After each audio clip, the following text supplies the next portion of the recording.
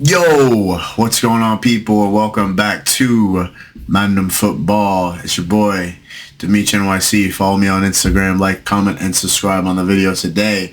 And today, well, folks, today, Wednesday evening, was a crazy afternoon for the Premier League and football all around, I must say. Starting off first, the big one today, Arsenal 2, Manchester United 0. Southampton 1, Chelsea 5, Manchester City 3, Nottingham Forest 0. And last but not least, Liverpool 3, Newcastle 3 at St. James's Park. So a lot of games to break down. So let's just get into it, shall we? First things first. First game today. Well, Arsenal and Manchester United at the Emirates. I must say, first things first, well done to the Arsenal. The Gunners definitely had a great game today. First thing that must be said is the set pieces by this club, by Arsenal, are just an absolute problem this season. And not just this season, but for the last two seasons. And it doesn't seem like it's going to stop. We look into the game and we look at the formation that was played and the players that were there, and we noticed that big names were missing. Calafiori in the defense was not there today. And Gabriel, the main guy for their headers, the main guy for their set pieces, was not in today's game. And somehow, some way, Arsenal still find a way to put not one, but two set pieces in Manchester United's goal. Although I give a lot of credit to Manchester United, even though they lost today. Manchester United played excellent, and, I wouldn't say they played excellent in the extent that they were going to actually come out with something, but compared to how they've played earlier on in the season, I think to play like that against an elite club like Arsenal, and to, not even looking at the scoreline, but to cause problems in the first half, I think is something that needs to be studied. I think is something that needs to be dissected. Ruben Amorim, he knows what he's doing. He's a top-level coach. This coach, he knows exactly what he's doing. He knows what he wants from his players, and I think the only thing that needs to change is that he needs to bring in players and get rid of players that he knows is not going to be there for the long future. I think his tactics in the first half were brilliant against Arsenal. Arsenal, surprisingly, were not up to speed. Surprisingly, could not get anything going. I think the three at the back from Manchester United in the beginning of the game were great. I think they controlled the ball very well. I think off the ball is what made Manchester United so hard to break down earlier on. They were able to occupy the spaces that Arsenal are so well at taking when they have the ball, and their off the ball defensive unit and structure in each phases of play, in each line of defense, from the defenders to the midfielders to the forwards. I think Manchester United played very well in the first half, and I have to give them a lot of credit for that.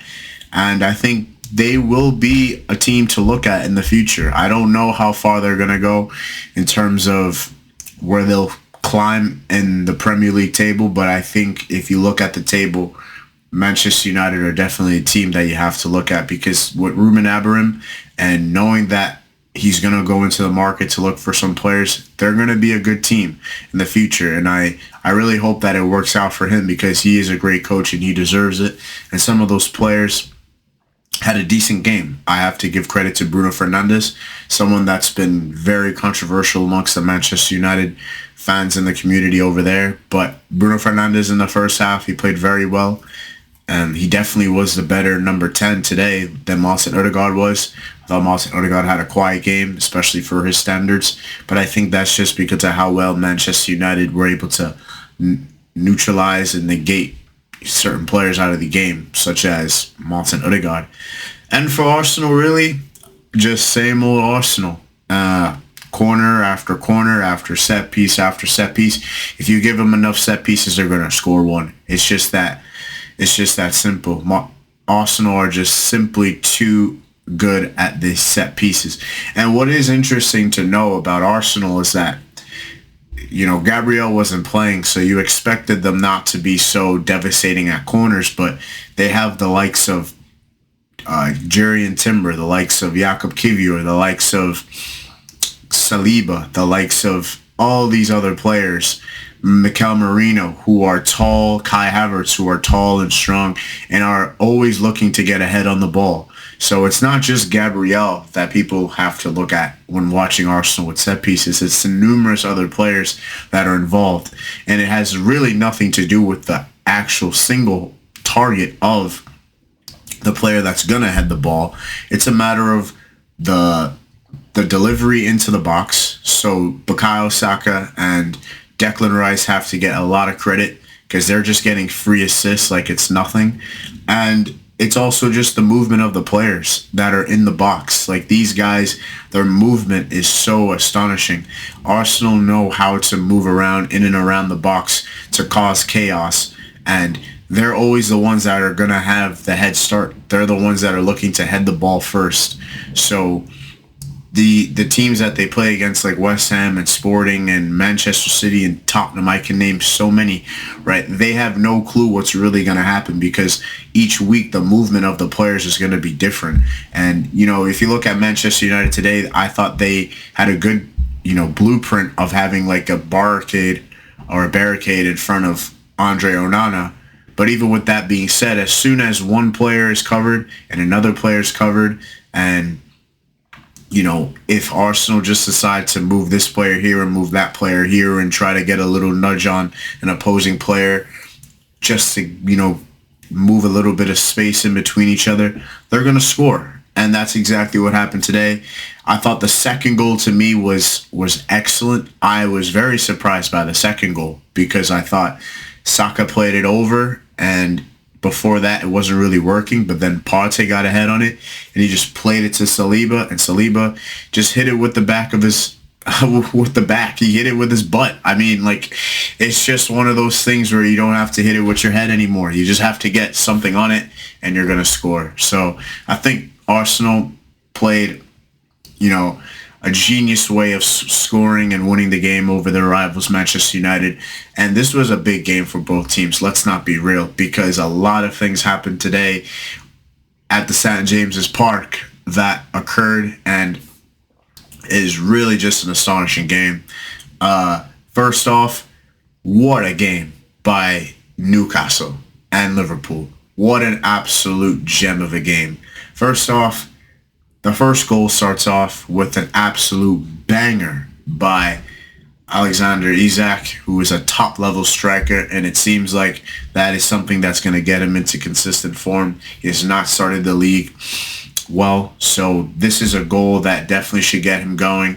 What a take. I mean, the audacity to pull something like that off against possibly the best team in the world right now. You have a lot of balls, and he played an outstanding game, especially in the first few minutes of the game. That was like 20 minutes within. Next goal comes in, Mo Salah ties it. He's just doing Mo Salah things right now. It was Curtis Jones. Excuse me. Curtis Jones. Mo Salah played the assist to Curtis Jones. They tied the game up.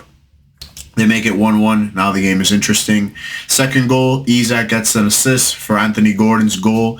Well-taken goal. And the thing about Newcastle we have to remember is that Newcastle is a team that if you give them the transition, these are teams and players that are going to break you, especially in the transition if you're not fast enough, right? And we looked at that today.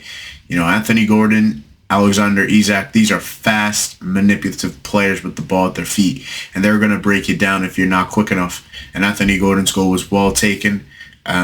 Second goal comes in. Mo Salah ties it to make it 2-2. Now this game is very interesting. Who knows where this game is going to go at this point. And then at the very end of the game, 83rd minute, when Liverpool thought that the game was over, Mo Salah comes in and scores another goal, another thinking of a game-winning opportunity, similarly to what happened against Southampton to make it 3-2. Mo Salah continues to do Mo Salah things. And then, when no one expected, a set piece was played. Set piece was played by Anthony Gordon. Bruno G, excuse me. Kelleher, you'd think that he has it, and he just puts his hands down. Just puts his hand down at the last second. And Fabian Shaw at the back of it gets a kick on it, and it goes into the net to make it 3-3 at St. James's Park. An unbelievable game that has a lot to do with the Premier League at the moment. You know, many people are having a feeling that Liverpool are finally going to start dropping points. But when is it going to happen? When are they going to drop points? When are they going to do all these things, right? And it's happened today. Liverpool have dropped points, and now the Premier League is at 7 points. 7 points. It was at 9 points amongst the first and second place. But now that it's first with Liverpool, 35 points, and now it is Chelsea and Arsenal tied with 26 points. Chelsea's just above Arsenal in terms of the goal difference because today they won 5-1 against Southampton. Southampton have been absolutely shocking this season, and there's no doubt about it that they're going to get relegated. But Chelsea, my word, it seems like each week they get better and better and better. And they should definitely have a take in where they are in the title race, because I believe that they will be in the title race, because I know a team when I see it, and Chelsea are that team. They do have to play Tottenham this weekend, which is going to be a thriller of a game. I cannot wait. We'll see where they land. That's always a top-level derby match to watch. And in other news and other leagues today, Real Madrid have lost today against Athletic Bilbao. They have lost today against Athletic Bilbao, and Kylian Mbappe missed a penalty once again against Athletic Bilbao, and have missed a penalty against Liverpool of Thanksgiving week, the night before Thanksgiving, and has missed a penalty today. So where does that stand with Kylian Mbappe at Real Madrid? Where does that stand at all with how good of a player he's been for Real Madrid? Has it really been working? Has it been working to the standard that Ancelotti wants it? Has it been working with Real Madrid overall? Who knows? But that is very interesting because they are still in second place in La Liga under FC Barcelona. So we'll see what happens there. But awesome day today, Wednesday night. Hope you guys enjoy the games today. I will be here for the previews before this big weekend. Big game coming up, Tottenham against Chelsea, which will be a thriller, and I cannot wait to see it. So take care, guys, and I will see y'all in the next one. Like, comment, and subscribe. God bless and peace.